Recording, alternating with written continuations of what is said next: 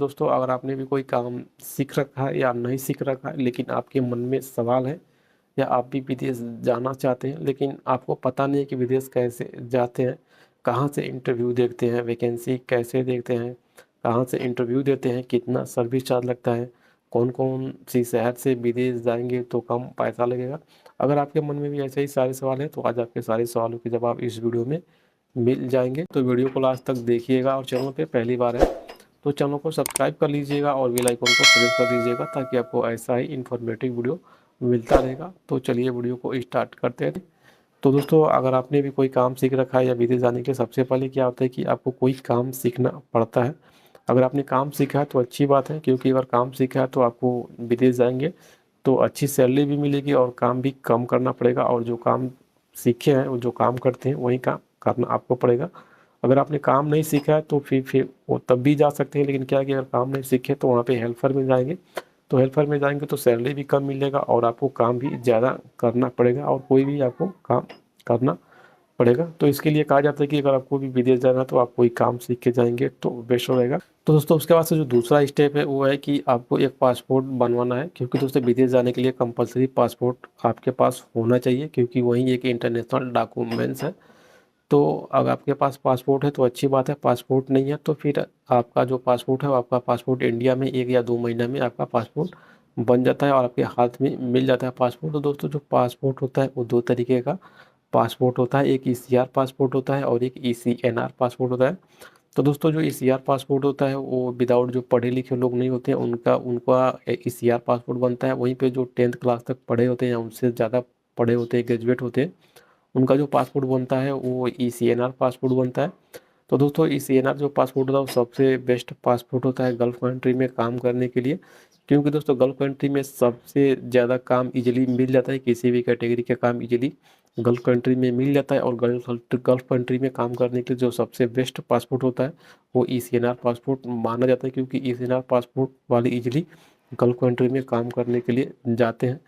ऐसा नहीं है कि ईसीआर पासपोर्ट वाले नहीं जाते हैं, ईसीआर पासपोर्ट वाले भी जाते हैं, लेकिन थोड़ा उनको दिक्कत होता है इमिग्रेशन कराने के लिए। ईसीआर पासपोर्ट आपके पास भी तो सबसे बेस्ट पासपोर्ट है और आप इजीली गल्फ कंट्री में काम करने के लिए जा सकते हैं। तो दोस्तों उसके बाद से जो अगला स्टेप है वो है सीवी। आपके पास सीवी होना चाहिए दोस्तों। सीवी में सब कुछ डिटेल्स से रहता है कि आपका क्या नाम है, आपका डेट ऑफ बर्थ क्या है, आपका पासपोर्ट नंबर की जो भी आपका पासपोर्ट होता है उसमें पासपोर्ट की सारी डिटेल्स आप उस सीवी में होती है। आपने कौन सा काम सीख रखा है, आपके पास कितने साल का एक्सपीरियंस है, आपने कौन कौन सी कंपनी में काम किया है, ये सब कुछ डिटेल्स उस सीवी में रहता है। और आपका एक्सपीरियंस सर्टिफिकेट जो भी रहता है जो आप इंडिया में काम किए हैं उसका एक्सपीरियंस सर्टिफिकेट भी रहता है, आपका एजुकेशन सर्टिफिकेट सब कुछ उसमें रहता है, सीवी में अटैच आता है। तो आपके पास एक सीवी होना चाहिए गल्फ कंट्री में जाने के लिए या विदेश जाने के लिए, सीवी भी होना कंपलसरी चाहिए।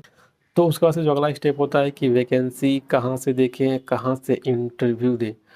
तो दोस्तों मैं आपको बता दूं कि अगर आपके पास भी मोबाइल है या जो वैकेंसी देखते हैं वो वैकेंसी सीगमेंट अवार्ड टाइम होता है उसमें आप वैकेंसी दे सकते हैं। नहीं तो जो बहुत अच्छी अच्छी ऑफिस है, मुंबई की ऑफिस है, बड़ौदा, सूरत, उन ऑफिसों को आप फॉलो कर सकते हैं। लिंक्डइन पे भी फॉलो कर सकते हैं। नहीं तो सीमेंट्स अवार्ड टाइम में उन ऑफिसों का वैकेंसी उसी सीमेंट्स अवार्ड टाइम पेपर में आता है। तो उसमें भी आप अपने मोबाइल में डाउनलोड करके वो पेपर देख सकते हैं कि कौन सी ऑफिस में वैकेंसी आया हुआ है, आपका कैटेगरी का वैकेंसी आया हुआ है कि नहीं आया हुआ। तो अगला जो स्टेप होता है कि इंटरव्यू कहाँ से दे। तो दोस्तों अगर आप भी नॉर्थ इंडिया से हैं या साउथ इंडिया से हैं तो मैं आपको बता दूं कि सबसे जो बेस्ट होता है इंटरव्यू देने के लिए वो होता है फर्स्ट पे मुंबई होता है, क्योंकि दोस्तों मुंबई में गल्फ और यूरोप जब का हब होता है वहाँ पे जितनी भी वैकेंसी होती है फर्स्ट में मुंबई आती है, और जितनी भी मैन पावर एजेंसी होती है उन सारी एजेंसियों का जो हेड ऑफिस है वो मुंबई में है। तो मुंबई में फर्स्ट में मुंबई में वैकेंसी आती है, वहाँ से उन ऑफिसों का अलग अलग ब्रांच है। सूरत में भी है, बड़ौदा में भी है, दिल्ली में है, और साउथ इंडिया में भी है, विशाखापट्टनम में है, कोची में, चेन्नई में और सारी जगह पर है, कोलकाता में भी है। इन सब सारी जगहों पे उन ऑफिसों का मतलब ब्रांच है। तो अगर आप भी नॉर्थ इंडिया से या साउथ इंडिया से, तो अगर आप नॉर्थ इंडिया से हो तो सीधा आप डायरेक्ट मुंबई जाइए, मुंबई से इंटरव्यू दीजिए, क्योंकि मुंबई से इंटरव्यू देंगे तो बेस्ट रहेगा। बेस्ट इसलिए रहेगा कि वहाँ पे डेली न डेली किसी न किसी कंपनी का इंटरव्यू होता रहता है, और उसमें भी आप फ्रेशर हैं तो फ्रेशर का चांस मुंबई में जल्दी मिल जाएगा। और वहाँ से आप इंटरव्यू दे सकते हैं। अगर आपके पास मुंबई में रहने का जगह नहीं है तो फिर आप बड़ौदा मूव कर सकते हैं, बड़ौदा जा सकते हैं, सूरत जा सकते हैं, क्योंकि वहाँ पे भी डेली इंटरव्यू होता रहता है। और एक आपका बेनिफिट ये मिल जाएगा कि अगर मुंबई, बड़ौदा, सूरत से इंटरव्यू देंगे तो वहाँ पे काम भी कर सकते हैं, क्योंकि यहाँ पे बहुत सारी कंपनियाँ हैं, हर एक कैटेगरी का काम करने वाली की कंपनियाँ हैं, तो वहाँ से आप काम भी करेंगे और आप इंटरव्यू भी दे सकते हैं। वहीं पे अगर आप साउथ इंडिया से तो फिर आप चेन्नई से इंटरव्यू दे सकते हैं, नहीं तो कोची से दे सकते हैं, नहीं तो विशाखापत्तनम से भी आप इंटरव्यू दे सकते हैं। वहाँ पे भी डेली इंटरव्यू होता रहता है गल्फ और यूरोप जाने के लिए। तो दोस्तों, अगर आपको भी पता नहीं है कि इंटरव्यू देने के लिए कौन कौन सी ऑफिस में विजिट कर सकते हैं और कौन कौन सी ऑफिस का वैकेंसी देखते हैं, तो दोस्तों मैं आपको इस वीडियो के डिस्क्रिप्शन में एक लिंक दे दूंगा। उस वीडियो में मुंबई की अच्छी अच्छी ऑफिसों का बारे में बताया गया, तो उस वीडियो को देख के आप उस ऑफिस पे विजिट कर सकते। तो उसके बाद से जो अगला स्टेप होता है वो ये होता है कि आपने वैकेंसी देख लिया, उसके बाद से क्या होता है कि उस वैकेंसी देखते हैं, पेपर में वैकेंसी देखते हैं या मोबाइल में आपको वैकेंसी का ऐड आता है, तो फिर उसके बाद से क्या करते हैं कि आप उस ऑफिस पे विजिट करते हैं। तो ऑफिस पे जैसे आप विजिट करते हैं कि वहाँ पे आपका शॉर्ट लिस्टिंग होता है। शॉर्ट लिस्टिंग मतलब आपका जो सीवी होता है और आपका जो पासपोर्ट होता है वो ऑफिस वाले आपसे लेते हैं और एक फॉर्म फिलअप करवाते हैं और वो आप सबमिट करते हैं ऑफिस में। तो ऑफिस वाले चेक करते हैं कि ये बंदा का एक्सपीरियंस सही है कि नहीं है। उसके बाद से शॉर्ट लिस्टिंग करने के बाद से फिर आपको क्या होता है कि आपको बताते हैं कि आपको इस डेट का यहाँ पे इंटरव्यू होगा, इस डेट का इंटरव्यू होगा, आप उस डेट को इस जगह पे आप चले आइएगा, उसी दिन क्लाइंट इंटरव्यू होगा। तो इस तरीके से वो लोग आपको बताते हैं। उसके बाद से क्या होता है कि आप शॉर्ट लिस्टिंग करवा लेते हैं, आपका जो भी सीवी पासपोर्ट होता है वो ऑफिस वाले रख लेते हैं और जिस डेट को बुलाते हैं उस डेट पे आपको उस जगह पे जाना होता है। जैसे कि मुंबई में अनूप टेकराबादे में इंटरव्यू होता है, अनूप टेक में 2 है मुंबई में, एक 84 है और एक 421 ऐसे कुछ है।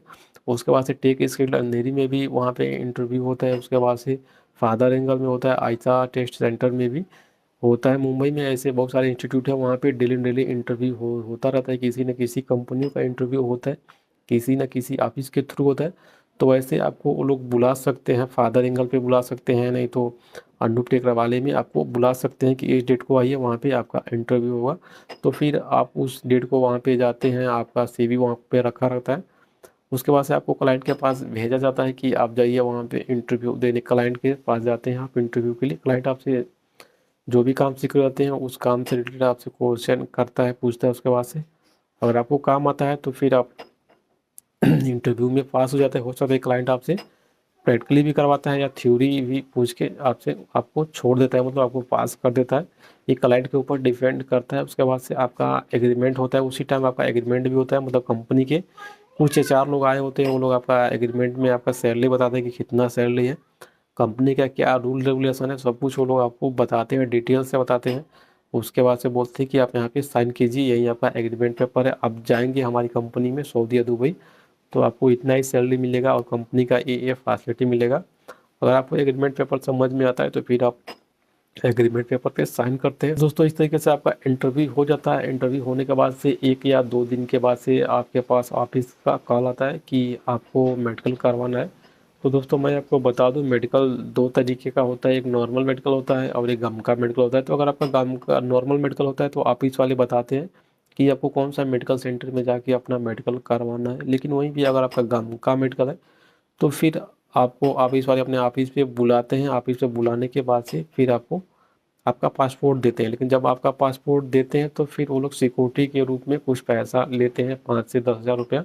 वो लोग पासपोर्ट सिक्योरिटी के सिक्योरिटी के तौर पे लेते हैं और आपको जमा करना पड़ता है। उसके बाद से फिर आपका पासपोर्ट मिलता है, फिर आप गम का मेडिकल करवाते हैं। गम का मेडिकल करवाने के बाद अगर आपका गम का मेडिकल फिट आता है तो फिर आप ऑफिस में जाके अपना गम का मेडिकल रिपोर्ट सबमिट कर देते हैं। वहीं पे अगर आपका नॉर्मल मेडिकल हो रहा है तो फिर आपको रिपोर्ट सबमिट करने की ज़रूरत नहीं होती है। जो ऑफिस वाले बताते हैं कि आपको किस मेडिकल सेंटर में जाना है, उसी मेडिकल सेंटर वाले से या वो मेडिकल सेंटर वाला आपको उस ऑफिस पे आपका रिपोर्ट सबमिट कर देता है। तो इस तरीके से आपका मेडिकल हो। तो दोस्तों, मेडिकल होने के बाद से आपका वीज़ा का प्रोसेस चालू हो जाता है, मतलब वीज़ा का प्रोसेस का काम चालू रहता है। दोस्तों, मैं बता दूं कि ये जो वीज़ा का जो प्रोसेस होता है आपका 10 दिन में भी वीज़ा आ सकता है, 15 दिन में भी आ सकता है और 1 महीना में भी आ सकता है और 5 से 6 महीना भी वीज़ा में आने में लग सकता है। ये कंपनी के ऊपर डिपेंड करता है, क्योंकि अगर कंपनी में अर्जेंट काम रहता है तो कंपनी जल्दी वीज़ा इशू करती है, अगर कंपनी में काम डिले है तो कंपनी थोड़ा लेट से वीज़ा इशू करती है।